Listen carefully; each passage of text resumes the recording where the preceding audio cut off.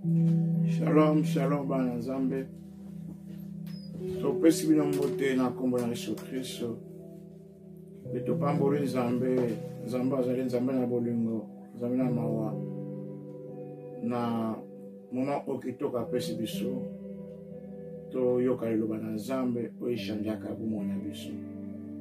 Beto pesi yo susu merci na fidélité na yo. Yo ozala connecté na Vision Plus TV. Kolanda biso chaque jeudi, vendredi et dimanche. Kati Nzambe apambola yo na kombo na Yesu Kristo. Tokobonda totika tango na boka Nzambe po ete ye azwa contrôle na bande banti suka na kombo na Yesu Kristo. Papa topesi yo merci pona tango kitoko peso Nzambe yako yoka loba na yo. Merci pour le bas oyo yango tongaka foi na biso. Selon Mukanda Romains chapitre 10 verset 17. Je crois que na butelo kondima biso kokola nzali loba oto koyoka totiki mitema biso pana mitema biso pana Nzambe eza mabela malamu e koyoka loba ope pour ba fruit na comme na Yesu Kristo sikati molimo santo sunga biso nyonso to comprendre loba oyo na comme na Yesu bondi bongo. Amen. Amen. Amen. Bienvenue na Grace of Life Church, le programme Oyo Toter à Marubana Nzambe, chaque jeudi de 20h à 21h. Je crois que dans le programme Oyo, nous avons pas me révéler. Le Bayan Nzambe, les autres transformés, changer vie à bateau. Bongo, na boutin, le Nzamba, Salingolo, tu es sous, tu kotakat nanda konayo, kotakat na pareil na yo, potio olanda biso. Merci, merci. Tout la reconnaissance makasi na fidélité na yo na temps ozwaka pona ko landa biso Nzamba pambola yo pe ko bo santé ko partager un message pona batu mususu pe ko bo santé ko s'abonner na Vision Plus TV po to landa ka biso tango nyonso to teaka liloba na Nzambe. Gloire à Jésus. Je veux parler sur comment chercher Dieu, comment chercher la face de Dieu, comment chercher la présence de Dieu. Tobanang matia oyo semaine passée. Tokotala importance ko lukolongi na Nzambe, ndenge ko lukolongi na Nzambe. Pe avantage nini ezala tanto luka elongi na Nzambe. Tanto bako luka Nzambe, ezateke Nzambe abungi. Ezate Nzambe abomba minano, ezande mwate. Parce que Nzambe ali omniprésent. Azali partout tokokozala. Parce que yende na Nzambe mo santo de a ma conviction mon thème moto a convaincre moto pour tamba Seigneur Jésus comme Seigneur et Sauveur. Lazana moto nyo so tambra moto surtout ce que pas aller moi dans Nzambe Nzambe azali kat na yo na ngai na Nzambe molimo santo ko te bilu na bistori ba temple ya molimo santo. Wazam ka 1 Corinthiens chapitre 6 verset 19 to ali ba temple molimo santo donc Nzambe aza kat na biso Nzambe avant de kat na biso tanto tambulaka to tambulaka na Nzambe kat na biso pe tambulaka na ye elongo mais ko luka Nzambe ezali ko na conscience oza conscience ya Nzambe ezali ko na pensée wana na pensée wana Nzambe aza kat na pensée aza kat na motema na yo to tanto zo tambula doza makanisi wana Nzambe kat na makanisi ya motema na yo. Vous avez porté pensée en Nzambe, kat na yo. Alléluia. Yanto parler ko luka elongi na Nzambe. Il est très important ko luka elongi na Nzambe bien Seigneur. Yesu alobaki lo mombo. Abana atangi on saint passe, mais autant on susu. Yesu alobaki na mukanda ya Matthieu chapitre 7 to bien mo na ngai. Mais natanga on susu. Matthieu 7 c'est bon on continue Matthieu na biso place Nzamba lingi to kende mukonelo oyo Yesu abaki lo moko demander Matthieu 7 ole bisa alors demandez et l'on vous donnera, cherchez et vous trouverez, frappez et l'on vous ouvrira. Alors to senga ba opesa yo peluka tanto senga Nzambe eloko mais tanto luka ke longi na Nzambe eza ba tango soko mi chrétien tango bonde mbala moko zwi Mais comment tant que ce bon de la moment la chose soit été. Et quand on va en poisson même en profondeur. Alors en poisson ce koyo aucun cas va ben terrain nos personnes de bon nous cahier. Au chaye priorité na yo. Au chaye number 1 na vie na yo. Par exemple l'homme sous autre chiaka number 1 to chango priorité te pas dans Zambé. Elle est de bosso dans Zambé. Ya mon Zambé na ngami même sur position wana. Avant les 4 ans le monde masa poso kota na muzindo. O kota kata muzindo wana ko lukaye. O senga ga bloke pa na ete ko senga za mabete bi na le Seigneur. To li banza no futo senga ka. Mais dans ta besoin de porter lukaye. Posto lukiye o to senga to zongo. E ko landa ka lo ma tabisi. Si tu me pèses na ko lo na Nzambe. Yesu alikuwa na Matthieu 6:33. Oui, bah, maman, dans le bazar, rappelle quand ça. Matthieu 6:33, Yesu alikuwa au monde. Alors, cherchez premièrement le royaume et la justice de Dieu, et toutes ces choses vous seront données par-dessus. Ah, yeko, ngo, batu wakomi tungisama, na kolia na kolata, batu tungisa, biloko mokili oyo. Yesu ba mabisu mango ndeke alo nakate me aliaka. Merci à Yesu bango, bon luka liboso, bo konzali na likolo, et puis juste dans Nzambe, et puis biloko na nyonso e ko pesa meno sima. De fucha Nzambe priorité. Faut que luka liboso Nzambe. Faut mi pesa na ko luka Nzambe. E ba biloko muso mokili e ko landa sima nango. Ai bi za post na yango. Mais Nzambe faut la priorité na biso. Makamla Nzambe faut la priorité na biso. Ilo ba Nzambe ali pesa la priorité na biso. Donc ba biloko muso e ba na ko landa. Surtout quand on loue le Nzambe, on comprend que l'homme soit au sein de Nzambe. Les Nzambe sont pécheurs. Tant que pèse na ko loue le Nzambe, ko lekisa temps na ko tanga Bible. Ko lekisa temps na ko prier, na ko jeûner. Tout le monde na ba loue le Nzambe kat na Bible. Ah, de ba loue le Nzambe. Au moins que l'homme soit na landana, ya mo ka ndamwa. Parce que ni pèse temps na ko loue le Nzambe. Gloire à Jésus. Bien mais et c'est le que l'on a ensemble. Dans le bac c'est passé tout en début d'année. Et dans le temps où on que l'on a ensemble, les gens sont directive mon problème sont guidance directive n'est pas temporaire. Moula, ou les gens sont transformation à fin d'année. Les gens sont les camons. Les gens même les camons ça n'a pas pour ça c'est maintenant dans le que l'on a ensemble. Là c'est sentir prêt ensemble. Là sentir présence ensemble tant qu'on surtout. Alléluia. Et mettez le coin ensemble. Tant que nous ensemble, tout le monde belé quatre na vie na biso, et que ça non. Mambe belé que ça na quatre na vie na biso, parce que me pesi pour nous colocar elongé ensemble. C'est un temps le verset mon cososo. Verset mon co. Gloire à Jésus.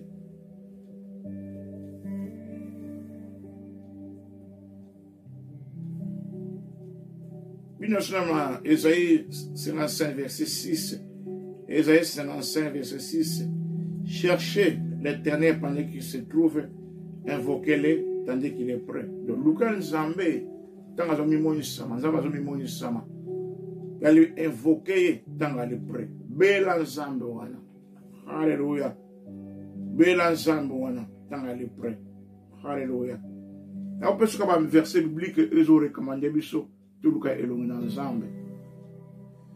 Mais au côté de mon zino, nous avons ensemble.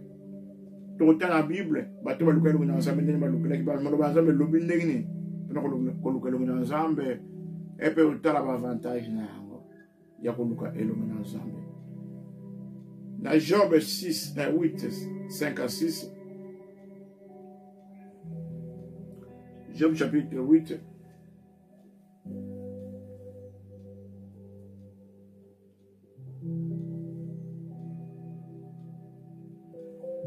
je l'ai Job, je t'ai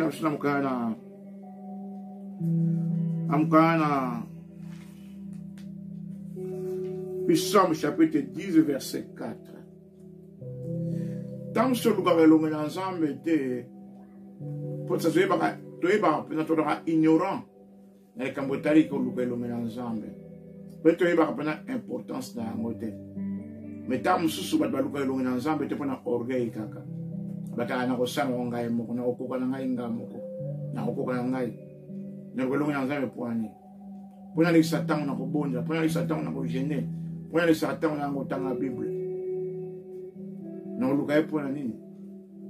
Parce que na koka na ngai na ko sala mabonyo, na ko vivre ngai mona mokili ko. Place tout monde na sala lem susu. Motazo luka longi na nzambe te. Amukaza atina na nzambe te. Na robelo ko mo foto ke na mukana na pisombe. Yesu robelo moko na mukana na Jean. Jean chapitre 15.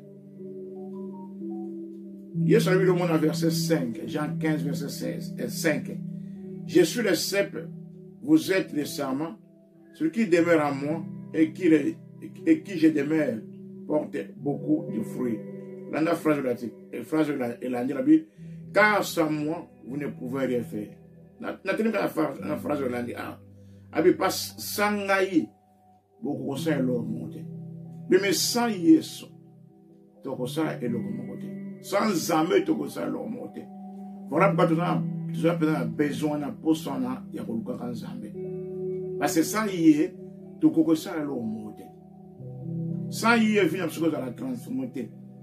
Sans Yesu, tout ça est l'homme. Tant que l'on a ensemble, ne te console quelque chose. Yesu bien. Car sans moi, vous ne pouvez rien faire. Je sais que tout le ensemble. Autant que nous ensemble, nous avons toujours le Yesu Christ. Parce que Yesu qui ce que moni ngai au moni papa. So Yesu nani azali loba. Dans la côté quatre la parole, nous avons tango tanga Bible ngai comme mettez ma loba ensemble. Et ça nous avons le ensemble. Parce que Yesu est le loba ensemble. Yesu est le Zambé. Le commencement était la parole était avec Dieu et la parole était Dieu. Et puis, la parole s'est faite chair. On a Yesu Christ. Alléluia. Le Lord il faut y avoir tant de ensemble. Il faut que vous ayez tant de méditer l'Iloba ensemble. Vous avez tant de méditer. De plus que vous avez la parole, de plus que vous avez ensemble, vous avez la connaissance ensemble. Vous avez un poste dans le Seigneur. Nous avons posté le Seigneur. Parce que sans Zambé, tu as un côté. Sans Kolo Yesu Christ, tu as un côté. Yesu a besoin de disciple. Tu as un côté. Yesu a besoin de disciple. Abiso ko moningai au monde de papa. Nous sommes moningai au monde de papa.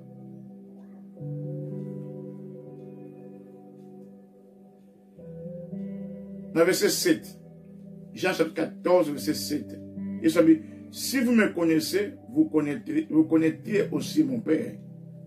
Et de maintenant, vous le connaissez et vous l'avez vu. De ce que vous voyez, vous voyez papa. De vous voyez papa, madame, de ce que papa, vous voyez Yesu. Parce que Yesu a les paroles, il a les lois dans Zambé. De te côté à quatre, de tant que tu loba dans Zambé, tu dois y aller loba dans Zambé. Tu dois look loba dans Zambé, face dans Zambé. Alléluia. La verset 8, Philippe lui dit, Philippe lui dit, Seigneur, montre-nous le Père et cela nous suffit. Verset 9, Jésus lui dit, il y a si longtemps que je suis avec vous et tu ne m'as pas connu.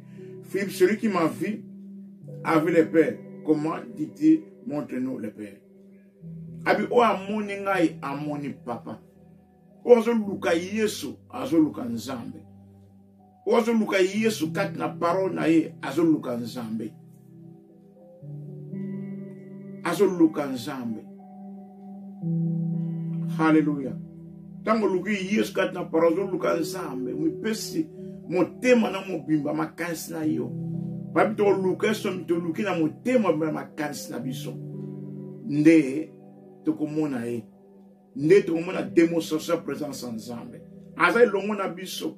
Avant ni kata longo na biso. Mais ça pose ça, c'est tout ça tout monde a démonstration, manifestation présence na ye. Tout le temps, on a conscience que nous avons besoin de mon abisso. Plutôt, mon qui m'a besoin de ça, mais bon, mon abisso. Changement vient sur le samba. Même si on est dans l'église, mais nous avons vu que changer. Même caractère, nous avons dit, mais nous avons vu que nous avons changé. Nous avons changé. Nous avons changé. Nous avons vu que nous avons changé. Parole. Parole, nous avons changé. Nous avons changé. Nous avons changé. Hallelujah. Nous avons changé. Nami pesi motema na ngabumba. Nami pesi makasa na mumba. Puta bisto lukie. Na motema na totemi pesi totemi tem na biso kat na parole. Makasa so kat na parole. Kat na nzambe wana za iloba. Dito to mona changement yo sa kat mona biso. Hallelujah. Yeso namkana na Jean kaka. Baba zaki plus moi ça miracle balie. C'est comment il soit 4 nanga mususu. Ya mai. Ba bazo luka ba luka ye. Petamba monya ba bi a mettre. Tena ko luka de bukara. Ay bo lookinga ipona miracle bo monité. Mais bo lookinga parce que li aki botonde. Ay bo travailler pour na biloko oyo za périssable té.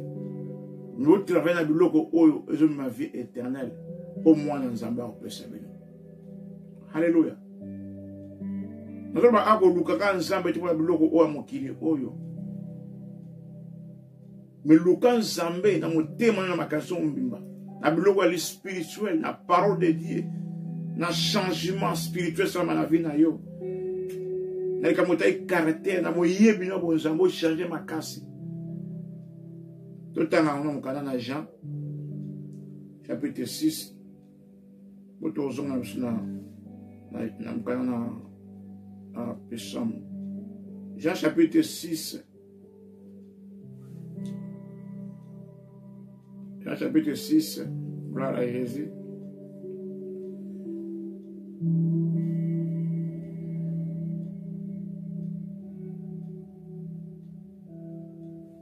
D'abord, verset 25. Et l'ayant trouvé au-delà de la mer, d'autant que mon Yesu n'a pas souci à la mer, il lui dit, Rabbi, quand es-tu venu ici? Verset 26, Jésus leur répondit, en vérité, je vous le dis, vous me cherchez, non parce que vous avez vu des miracles, mais parce que vous avez mangé du pain, et vous avez été rassasiés. En vérité, ici, non. Non pas pour mon miracle, mais pour vous lire qui m'a pas, et puis vous donnez. Verset 27, travaillez non pour la nourriture qui périt, mais pour celle qui subsiste pour la vie éternelle, et que le Fils de l'homme vous donnera, car celui qui est le Père, que Dieu a marqué de son sceau. Est-ce que Bosala, on a biloko, ekobebate, mais on a biloko ozo mais pour la vie éternelle. De bon lukanga pour na biloko ekobebate, papa na lukanzambe. Yengo ba ko lukanzambe za mosala mobimba. Ah ba kina mosala bazo tamba luka bona ngamo, so ya bibozo lukanga ibozo travailler. Pour la biloko ekobebe, pour travailler pour la saint moté. Tanto lukanzambe to lukaka pona babia mokili o te bina Seigneur. Parce que bébé sama nango. E ko beba nango un jour. Mais to lukai pona oyo e ko umela pona vie éternelle nini la parole. Le bazaba yon umela libé bela. Li kona se ko le kamel lo bana e ko umela te. Parce que tanto côte kat na parole nde tozo mona. Tozo bien comme on a face en Nzambe wana. Donc comme on a face en Nzambe. Mais oya mukiri to luka yango ne ko landa sima yango isoroba ki bolu kala boso bukonza likolo peji sans Nzambe o tikali ko landa sima de bocha priorité ne pas na Nzambe na priorité na bino o nyo suko zala ba e comme la distraction e ko zala idole pe na bolongo la ngo Nzambe ni as priorité so fera Nzambe ba tina ko salate même dans le sala comprend que non, dans ça nous sera open le commun ensemble. Nzamba za liboso. Nzamba za liboso is na sala. Isalbi bosala bolu posala pour na oyo ko umera la vie éternelle. Oyo mwana moto akopesa bino. Parce que Nzambe atie sonaye epai na ye. Nana kopesa biloko ngo Yesu Kristo. Yesu ali parole. Tatu ko kota mbosina pato lukelo na Nzambe, to so pe ba biloko mususu. Tatu ko ma kat na connaissance pe mususu bani ko landa malema. Il te mit pèse na ko lukelo na Nzambe. Tant que la situation de Kamon na zo na bani ko lemba po ni ana zuti na zuti tete. Lukande lo na Nzambe. Ya on mabete ko senge pa na Nzambe.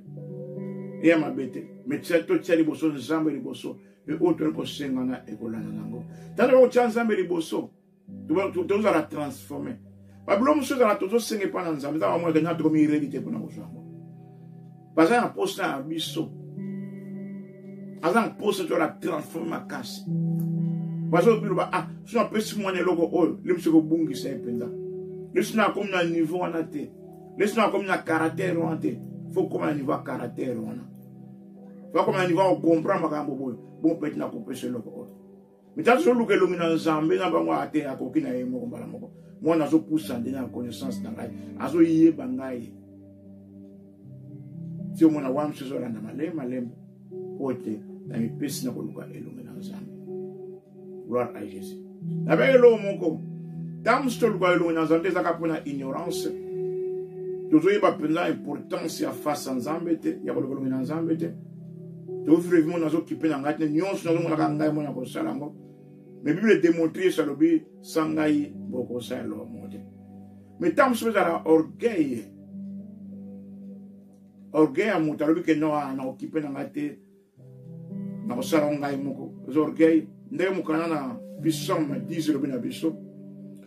Psaume chapitre 10 tout en monon.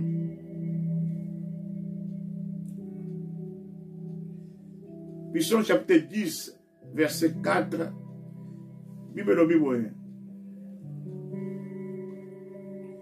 Les méchants disent avec arrogance, il ne punit pas, il n'y a point de Dieu, voilà toutes ses pensées. Baba méchant, babi que na arrogance na ye, babi appelle sa punition te, eza Nzambe te, dans ma kanisi na ye, ni on soto. Donc méchant na ma kanisi te kat na dans ma kanisi te Nzambe kat na ye. Azola ke Nzambe azate, pour ni arrogance. Donc tam so orgueil wani za la kat na biso ke Nzambe lo monte. Nzambe lo monte. Tam so za no lendo wana yesu ya mona mutu. Azo ya yesu to lo lendo amakeno ngamo na usama nyoso ngai moko ambazati la lo lendo. Tam so mwana Nzambe na ignorance na na ibina importance ya ko lokelo na Nzambe te. Ya ko cha Nzambe priorité na venya ngai. Bien mais Nzambe la posa yo na ngai to te priorité.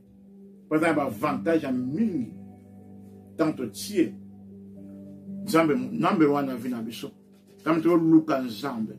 Nam kana na Hébreu chapitre 11 verset 6.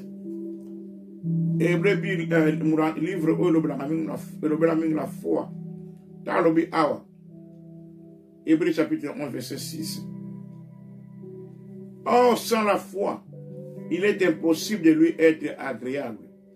Car il faut que celui qui s'approche de Dieu croit que Dieu existe et qu'il est le rémunérateur de ceux qui les cherchent. Comment on parle?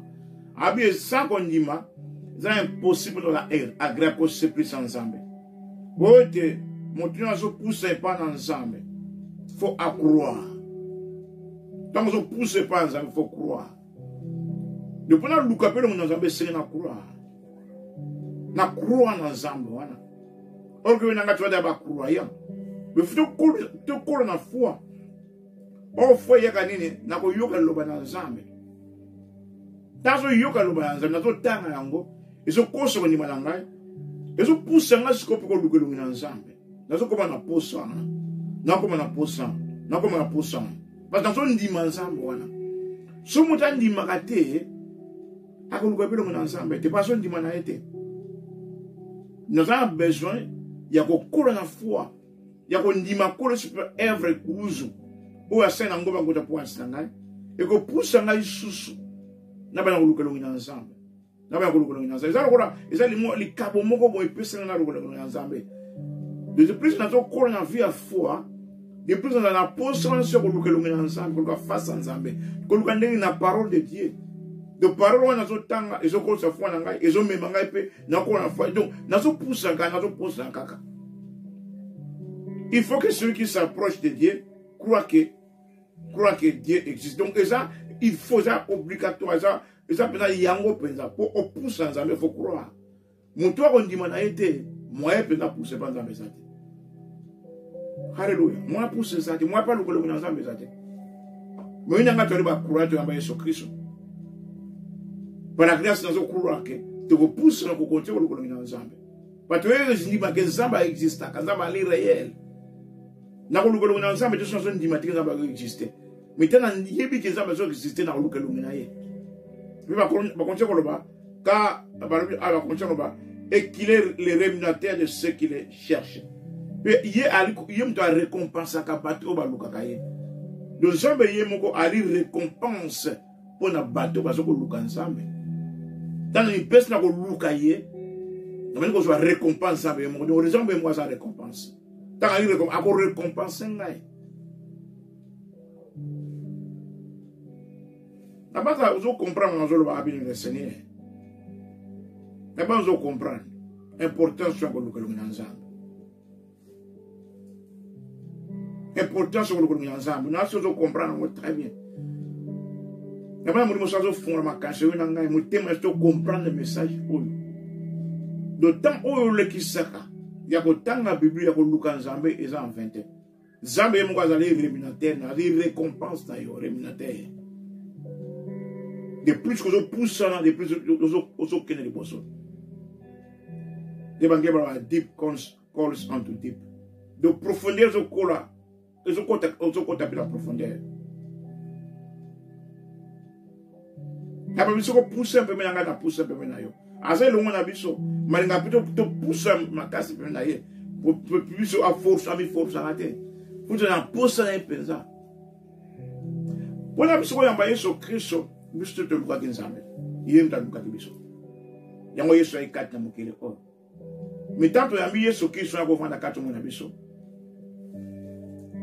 tanto ko senge ni kabo wana grâce ko luka nzamba opesa biso tanto zo pesa biso poussa wana ya kuluka poussa ba loba na ye nzamba opesa.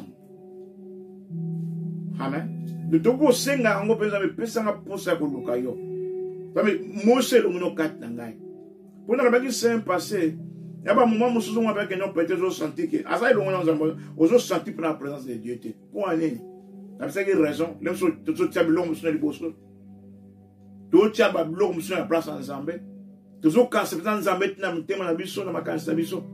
Et ça là qui est au moins que ce soit ah na moi que na longo na zambete mais tant que ko longo la biloko wana zamba za priorité pour la service aza number 1 pour la service au moins que la présence de Dieu peut sentir en ce la manifester la présence de Zambé parce que même ma pensée en Zambé ils ont comme conscience faut attendre la conscience que nous allons longo na Zambé dans ce temps la conscience même méditation le banzambe zo yakati na mutema na makanisi na ngai nazo méditer ma lo banzambe tango nyoso mais na fongo bible nazo tambola mais nazo méditer nzambe kaka na méditer Yesu Kristo nazo méditer Yesu Kristo na méditer Yesu misala ikuruzu ndenge so akufa pour tsanga ninga subaki makila na ye na méditer ninga biki sakabato ninga zo azoko biki sabato donc yango na baso ba ko lukelo na nzambe ozo tambola kati na conscience ya bonzambe kati na yo. Alléluia. Gloire à Jésus. Il est très important, bien le Seigneur. Biloko otoloba awa. Il est très important. Chose landa biloko oyo. Namkana na puissance 119. On entend puissance 119.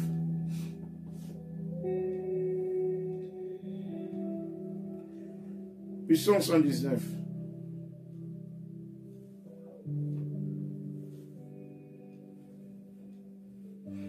Quel est la puissance 119?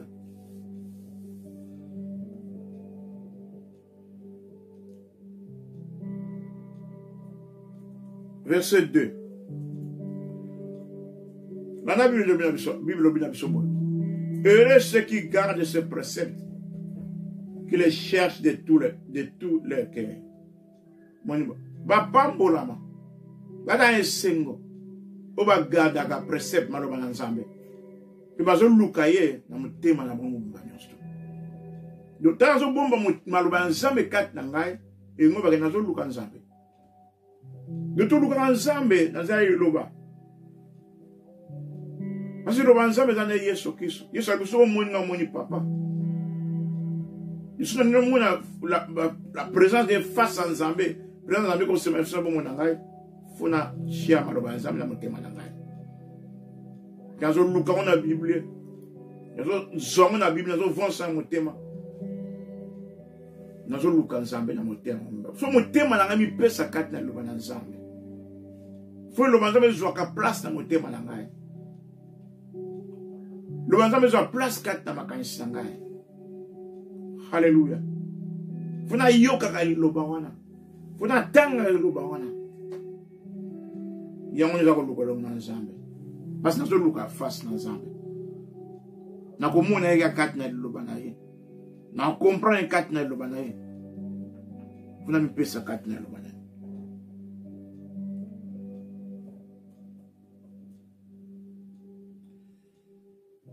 Alléluia. Attends un verset sous kaka. Na biso 119. Bible na biso bo.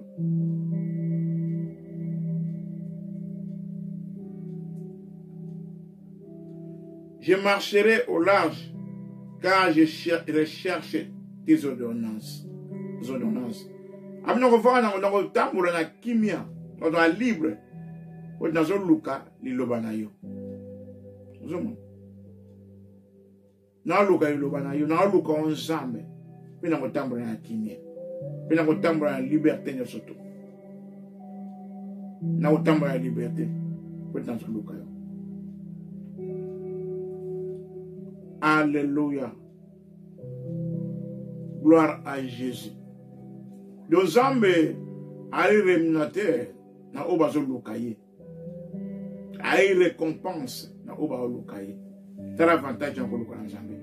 Yemo aïe récompense pour silanga na yo. Na mukanda 2 Chroniques chapitre 2. Total mon soutien. Tout à la puna de komongo pe o luka ko na Nzambe ndena luka ko na Nzambe. Tu rassures déjà que non pour que Nzambe na la parole de Dieu, ko pesa mitema na biso makasi to kata parole, ko mette lo na Nzambe, to luka pe Nzambe. Na so na sima. Na la verset o lobi, tant to pesa mitema na so mbaya to luka Nzambe. Encore 1 Corinthiens 22:19, tout un grand saint passé.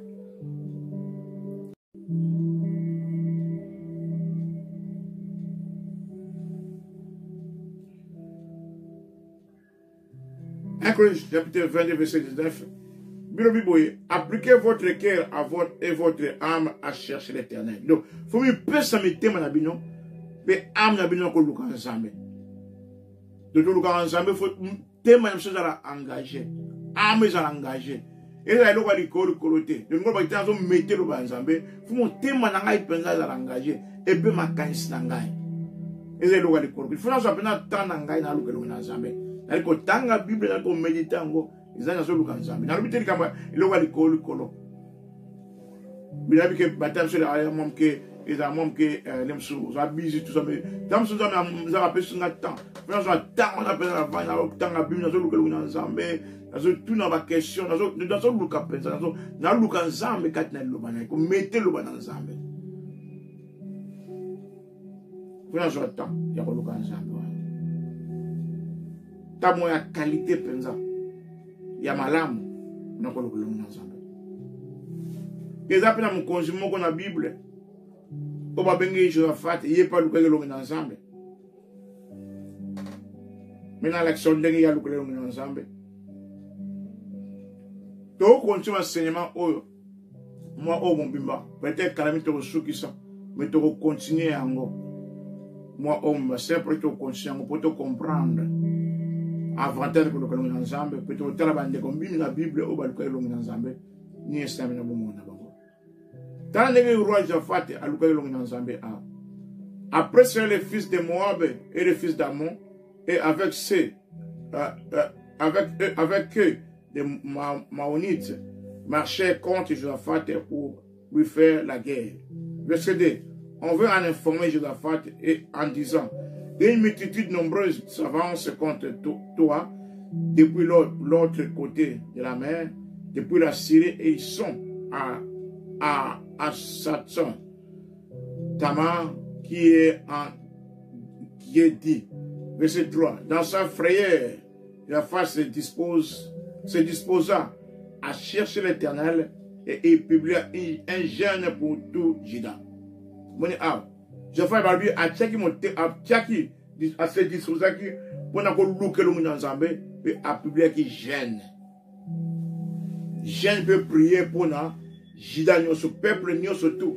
Nasango o azwa ki bazwa ko bonsai yena na mboka na et puis va futo lukelo na Nzambe na jeune le temps ozo gêner ozo prier zape moko na besma o ba bloko o to lukela ngo Nzambe tana bi non na ko tia tango ya ko gêner pe na ko bondela aya ki ka Josaphat po te bitumba bene ba ngba attaquer bango a moto kokate biso moko futo luka Nzambe tolukaye zama personne instruction to sande pour kambo oyo ndaba bunde so ndaba kote biso bunde so bitumba oyo ay futo gêner peut prier ngana peuple na ngana soto gloire à Jésus donc dans la jeune peut prier toluka appelle le Nzambe méditation le Nzambe toluka appelle le Nzambe amen je permets biso ya koluka le Nzambe gloire à Jésus avant to sugi apona lelo